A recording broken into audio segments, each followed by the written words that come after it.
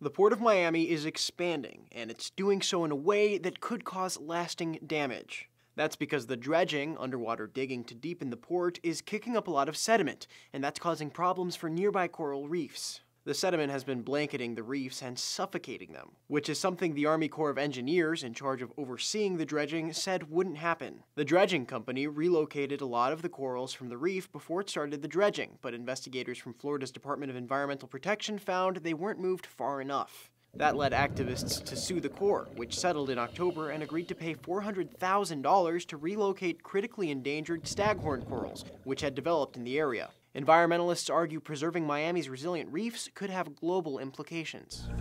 Where we're seeing corals declining around the world, these corals seem to be rebounding, and they're doing okay here.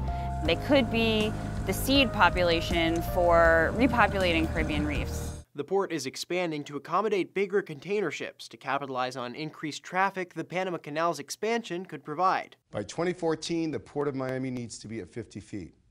And what 50 feet represents is billions of new dollars of increased trade and tens of thousands of new jobs for South Florida. But activists have questioned arguments that the expansion would bring more business. We're the #1 expensive port in the country. We're at the very end of a peninsula, right down here at the tip of Florida. Why would those ships come here when steam one day more and they could be in Jacksonville or Savannah or Norfolk? Coral reefs throughout the Gulf and Caribbean have been on the decline, due in part to overfishing. The International Union for Conservation of Nature estimates most Caribbean reefs could disappear in the next 20 years. For Newsy, I'm Sebastián Martínez.